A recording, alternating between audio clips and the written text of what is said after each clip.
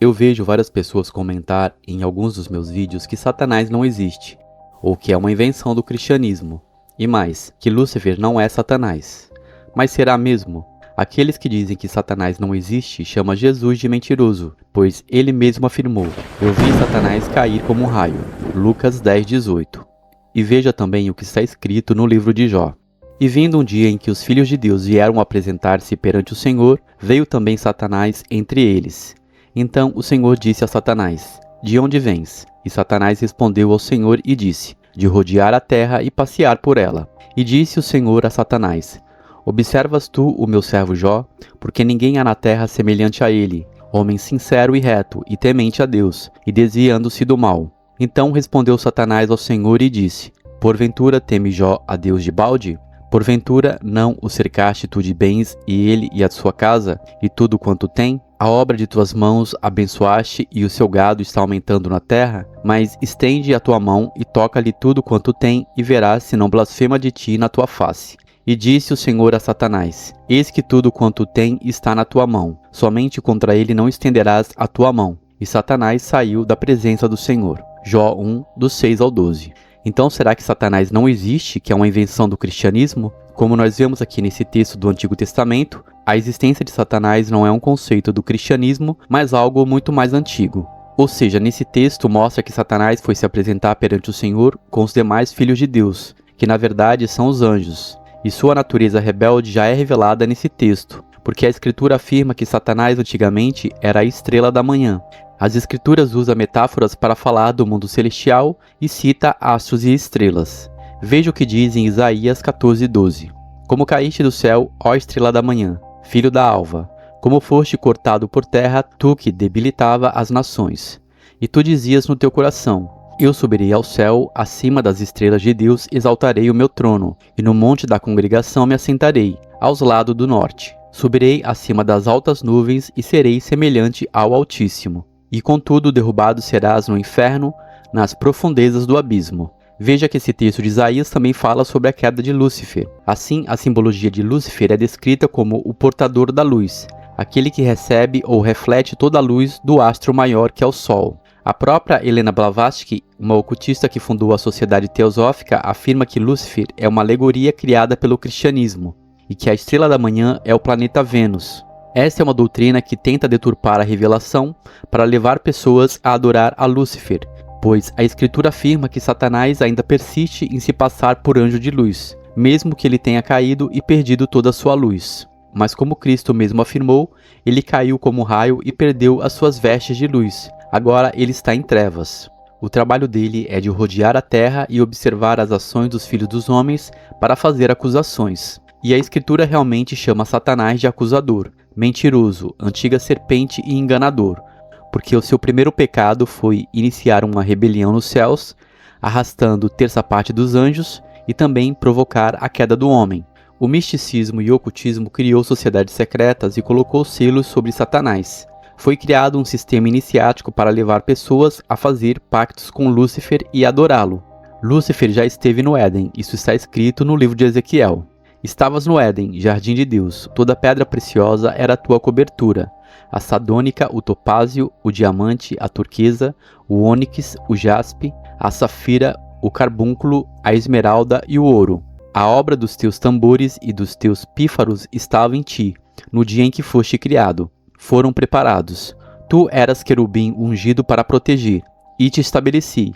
No monte santo de Deus estavas, no meio das pedras afogueadas andavas. Perfeitos eram os teus caminhos desde o dia em que foste criado, até que se achou iniquidade em ti. Na multiplicação do teu comércio se encheu o teu interior de violência e pecaste, pelo que te lançarei profanado. Fora do monte de Deus te farei perecer, ó querubim protetor, entre pedras afogueadas." Ezequiel 28:13. Como Lúcifer já esteve no Éden e com as pedras preciosas e afogueadas, ele promete riquezas materiais, embora ele não seja dono de nada, pois ele não criou nada. Ele é um mentiroso e enganador. Inclusive, o ritual iniciático em busca da pedra filosofal é na verdade uma busca pela luz de Satanás. Por isso que eles descem ao centro da terra para serem iniciados. Muitos ocultistas procuram negar este texto de Ezequiel e falam que essa profecia é sobre o rei de Tiro. De forma alguma, o rei de Tiro não era e nunca foi um querubim, como diz o texto. O texto profético usa a revelação da queda de Lúcifer e a compara com a soberba do rei de Tiro, trazendo então uma revelação profunda que nem todos podem entender. E para quem não sabe, Hirão ou Hirã também é conhecido como rei de Tiro. Hiram-Abif é uma figura alegórica mencionada no ritual maçônico, que é figurado como mestre de construção do templo do rei Salomão. Ele auxiliou o rei Salomão na construção do templo, porque ele era especializado na separação dos materiais como ouro, prata e pedras preciosas. E Hirão, rei de Tiro, respondeu por escrito e enviou a Salomão dizendo: "Porquanto o Senhor ama ao seu povo, te pôs sobre ele rei." Disse mais Hirão: "Bendito seja o Senhor, Deus de Israel, que fez os céus e a terra e que deu ao rei Davi um filho sábio de grande prudência e entendimento, que edifique casa ao Senhor e para o seu reino.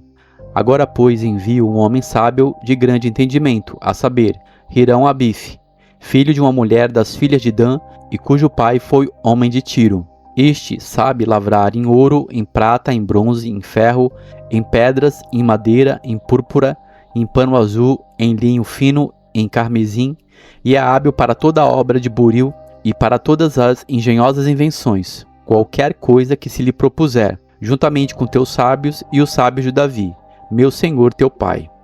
E determinou Salomão edificar uma casa ao nome do Senhor, como também uma casa para o seu reino. E contou Salomão 70.000 homens de carga e 80.000 que cortassem na montanha, e 3.600 inspetores sobre eles. E Salomão enviou a Hirão, rei de Tiro, dizendo: "Como procedeste com Davi, meu pai, e lhe mandaste cedros para edificar uma casa que morasse? Assim também procede comigo." 2 Crônicas 2:2. Ou seja, a Escritura faz uma analogia desses homens terrenos que se corromperam, porque assim como Lúcifer, eles se encheram de soberba por edificar uma obra, ou um templo a Deus. Salomão apostatou e serviu deuses estranhos, como Moloque e Astarote. Por mais que esses homens tenham recebido sabedoria e conhecimento, eles caíram, se fizeram como Lúcifer e profanaram aquilo que era santo. Também está em Ezequiel 28:1. "Filho do homem, dize ao príncipe de Tiro: assim diz o Senhor Deus, porquanto o teu coração se elevou e disseste: eu sou Deus, sobre a cadeira de Deus me assento no meio dos mares, e não passas de homem, e não és Deus, ainda que estimas no teu coração como se fora o coração de Deus." Então o rei de Tiro se tornou soberbo, e ele foi comparado à queda de Lúcifer. Então essas são palavras simples sobre a compreensão acerca de Lúcifer e Satanás, ambos a mesma criatura, mas antes e depois da sua queda. Cristo afirma que viu ele cair como um raio na terra, e ele é o Deus deste mundo. Ele tentou enganar a Cristo oferecendo os reinos desse mundo se ele o adorasse. Então essa história de que Lúcifer e Satanás é uma invenção do cristianismo é mais uma mentira do próprio diabo, para iludir as pessoas desse mundo para que elas continuem nos seus caminhos de engano. Mas e você, qual a sua opinião sobre essa questão? Deixe suas considerações aqui nos comentários. Se gostou dessa informação, curta e compartilhe. E se você não é inscrito aqui neste canal, se inscreva para receber mais atualizações. Um forte abraço e até mais.